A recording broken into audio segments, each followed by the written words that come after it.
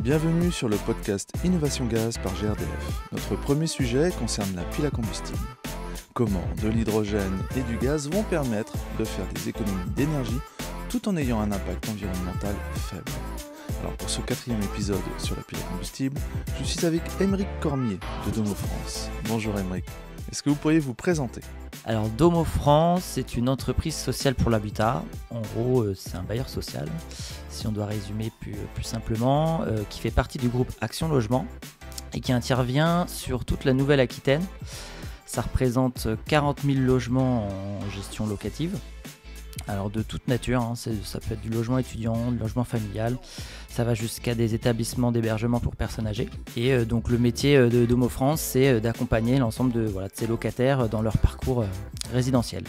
Est-ce que vous avez des retours d'expérience ?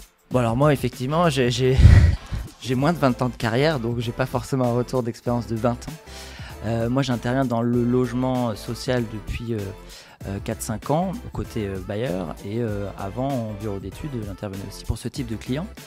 Mais effectivement, le métier change parce que les attentes des locataires changent, et puis on a aussi des situations qui évoluent, les situations de nos locataires, parce qu'on accompagne des locataires qui ont des situations financières modestes, voire très modeste. Donc on doit adapter notre offre entre guillemets de logement à l'évolution aussi de leur situation. Alors, est-ce qu'on pourrait en savoir un petit peu plus sur le logement social ? Le logement social, il a apparu dans les années 60, justement pour accompagner l'offre de logement pour les personnes à revenus modérés.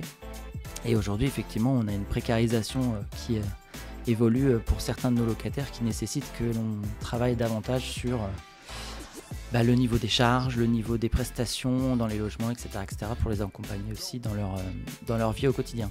Et comment le coût des énergies a évolué ? Alors ça, effectivement, l'évolution aujourd'hui des coûts des énergies impacte forcément le budget de nos locataires. Aujourd'hui, effectivement, se chauffer, produire son eau chaude, se déplacer, etc., ça nécessite de l'énergie. Et aujourd'hui, nos locataires, on sont impactés de plein fouet par cette crise des coûts de l'énergie, et donc ça conforte l'idée dans laquelle on doit impérativement nous proposer des logements dont les niveaux de consommation d'énergie sont maîtrisés. Ça veut dire travailler sur les besoins des logements, essayer d'avoir des logements les plus sobres en énergie, travailler sur l'efficacité des équipements pour que au final la facture qu'on va envoyer entre guillemets au locataire, sa quittance, soit en adéquation avec ses niveaux de revenus. Et donc effectivement, les contextes géopolitiques, les contextes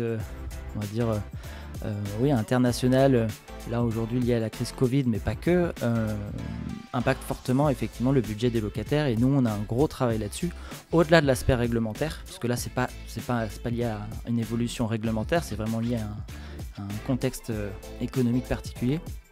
On se doit effectivement d'anticiper dans la mesure du possible ces choses, et puis surtout de proposer un logement qui soit abordable pour tous les locataires qui en ont besoin. On en est où concernant la rénovation énergétique ?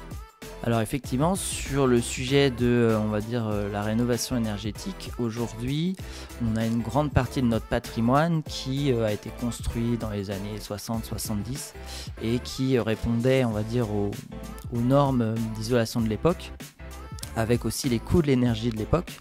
Et donc aujourd'hui, on met en place un plan de rénovation de ce patrimoine-là qui va durer encore pendant au moins 10 ans, pour effectivement éradiquer tout le patrimoine qui aujourd'hui est jugé trop énergivore, c'est-à-dire avec des niveaux de consommation qui sont aujourd'hui en décalage avec justement le coût de l'énergie et le coût du service énergétique, et donc de ramener tous ces logements-là dans des niveaux de performance qui permettent d'être sur des niveaux de charge abordables et acceptables pour nos locataires. Donc effectivement là, c'est un projet sur du long terme, puisqu'on ne va pas tout rénover du jour au lendemain. Ça a déjà commencé depuis plusieurs années et on va poursuivre ça au moins jusqu'en 2030. En tout cas, on a un projet jusqu'en 2030 d'éradiquer tout ce qui est classé aujourd'hui au niveau du DPE, donc du diagnostic de performance énergétique, en classe E, F ou G. Donc c'est assez ambitieux. Et quelle réflexion avez-vous chez Domo France sur l'innovation ? Alors déjà, la réflexion qu'on a sur l'aspect de l'innovation, mais de manière générale sur l'amélioration de la qualité de nos logements, déjà, alors c'est évidemment répondre à une réglementation qui se durcit sur ces sujets de performance énergétique et de décarbonation. Donc là, on sait aujourd'hui qu'on a une visibilité entre guillemets sur les évolutions à venir, sur son renforcement à venir de la réglementation. On sait que voilà, ça va se durcir dans le domaine des niveaux de consommation d'énergie, dans le domaine où on va nous demander d'émettre de moins en moins de CO2 pour produire le même service.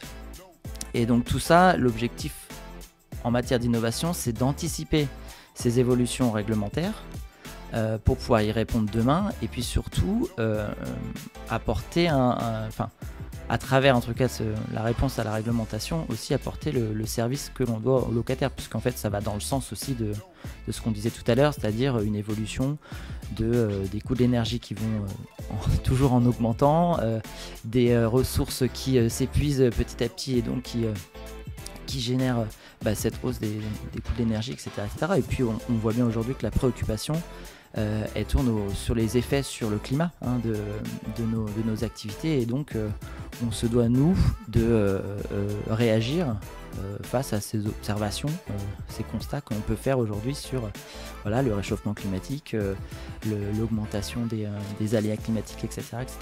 Donc on est vraiment dans une logique d'anticipation et puis de réponse à ces enjeux qui aujourd'hui sont qu'au tout début qu'au tout début de la réflexion sur ces sujets-là. On n'a pas encore les technologies toutes les technologies en tout cas, qui permettent de répondre à ces enjeux. Et donc l'intérêt de lancer des expérimentations sur notre patrimoine très en amont des obligations qui pourraient nous être imposées plus tard, c'est justement de pouvoir identifier ce qui pourrait répondre à l'échelle de notre patrimoine. Alors l'expérimentation là aujourd'hui elle est à petite échelle, mais l'objectif c'est bien de rechercher des solutions qui à grande échelle pourront répondre à ces sujets, d'être plus efficace, plus sobre en énergie, de choisir en tout cas de consommer des énergies moins carbonées.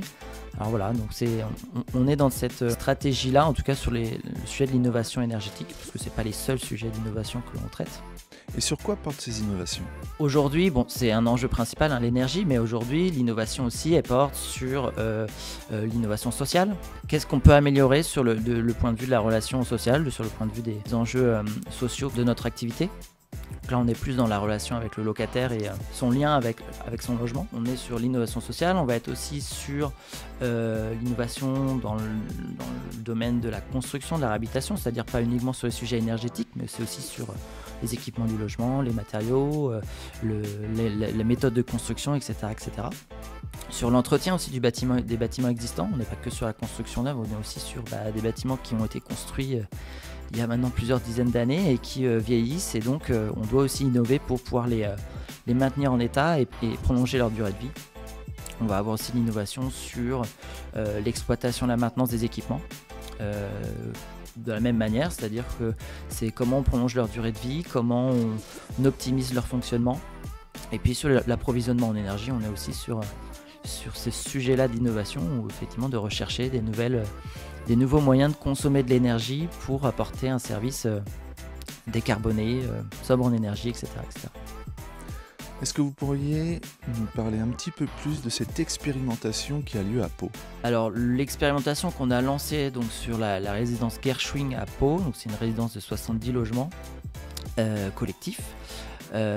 C'est donc effectivement, on a intégré une pile à combustible donc, qui fonctionne au gaz dans une installation existante de chauffage et d'eau chaude collective, donc, qui fonctionnait initialement au gaz. On est sur une chaufferie qui est en toiture d'un bâtiment, donc, ce qui a permis du coup son grutage et son intégration assez facilement dans le local technique. Et l'objectif donc de cette pile à combustible, c'est de tester une première technologie qui utilise l'hydrogène pour produire de la chaleur, et là en l'occurrence en plus de l'électricité. Aujourd'hui, on n'a aucun équipement dans notre patrimoine qui fonctionne à l'hydrogène, qui utilise de l'hydrogène pour pouvoir produire un service énergétique. Donc c'est une première expérimentation du coup d'une pile à combustible. Alors là, en particulier, elle fonctionne au gaz, mais on peut très bien imaginer plus tard qu'on ait des piles à combustible avec une autoproduction d'hydrogène, ou alors de les alimenter avec du gaz d'origine verte, enfin durable en tout cas, renouvelable. Donc on est sur une première expérimentation pour voir comment se comporte l'équipement dans la chaufferie. Est-ce qu'il y a un intérêt à ce type de technologie dans nos chaufferies, puisque faut avoir en tête, c'est un équipement qui ne fonctionne pas du tout de la même manière qu'une chaudière classique. Il n'y a pas de combustion, c'est une réaction chimique. Donc c'est pas du tout les mêmes besoins d'entretien, c'est pas du tout le même mode de fonctionnement non plus, parce que là par exemple on ne peut que faire du préchauffage de chaude sanitaire, on ne peut pas produire 100% de l'eau chaude sanitaire avec. La puissance ne le permet pas et le fonctionnement de la pile ne le permet pas. Donc voilà, donc on est sur une première expérimentation de pile à combustible. On va voir comment ça se passe, comment elle se comporte dans l'installation, quels bénéfices on en tire. Là, on est vraiment sur une première expérimentation. Alors c'est quelque chose qui n'a jamais été fait dans le logement collectif d'installer ce genre d'équipement. Et donc voilà, on va voir un petit peu comment elle se comporte, quels bénéfices on peut en tirer, éventuellement quelles contraintes supplémentaires auxquelles on doit répondre. Ça c'est c'est le sujet d'expérimentation qu'on mène aujourd'hui avec GRDF, donc sur Pau. Est-ce que vous avez d'autres types d'expérimentations en cours ? Après, de manière plus large, c'est pas les seuls effectivement sujets d'expérimentation qu'aujourd'hui on a lancés. Alors sur le sujet de l'hydrogène, c'est un sujet qui nous intéresse énormément parce que on a une possibilité de décarboner la consommation de gaz en produisant de l'hydrogène à partir d'énergies renouvelables. Donc ça c'est quelque chose qui nous intéresse beaucoup parce que aujourd'hui on a une grande majorité de nos logements qui sont chauffés au gaz. Donc demain, si on nous oblige à décarboner notre activité, c'est là où il va falloir agir le plus. Donc il faut trouver des solutions pour substituer ce gaz d'origine fossile, alors soit par une autre énergie, soit par un gaz d'une autre origine, mais en tout cas c'est un fort enjeu et c'est pour ça qu'on développe des projets dans ces domaines-là. Donc là on va réfléchir à mener d'autres expérimentations qui utiliseront de l'hydrogène pour produire de l'énergie. Après, c'est pas que les seuls sujets qu'on va développer sur la partie énergétique.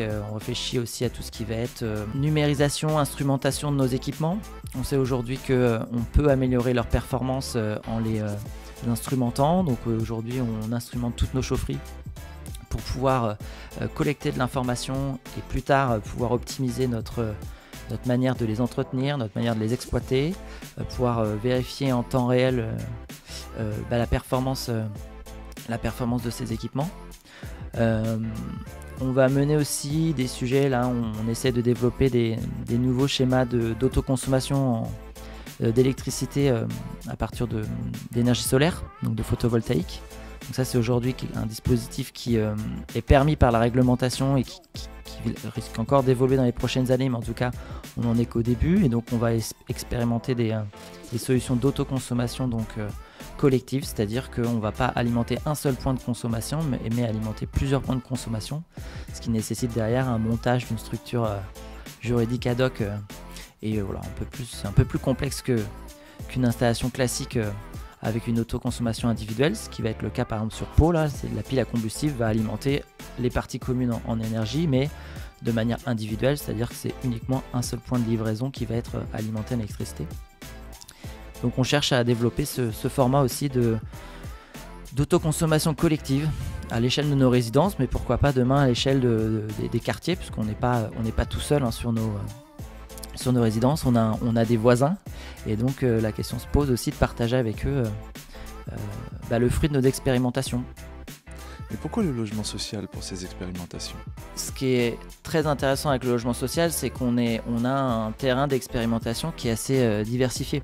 Là, avec 40 000 logements chez Domo France, effectivement, on a un panel de logements qui permet de répondre à pas mal de situations ou en tout cas si on recherche un site, et ce qui a été le cas là avec la pile à combustible, GRDF cherchait un site propice à l'expérimentation donc d'une pile à combustible. Nous, avec nos 40 000 logements, on a trouvé un site adapté à cette expérimentation-là. Donc c'est vrai que voilà, on a un terrain d'expérimentation qui va être très riche, avec des formats très différents, des situations très différentes, du milieu urbain, du milieu plutôt urbain dense, du milieu urbain dense, du milieu plutôt diffus en périphérie des villes ou à la campagne. Donc voilà, on a une possibilité en tout cas d'expérimenter sur différents aspects et différentes typologies de logements qui est très intéressante. Merci Aymeric. C'était le dernier épisode de ce podcast Innovation Gaz par GRDF sur la pile à combustible. Je vous invite à écouter les épisodes précédents sur votre chaîne préférée.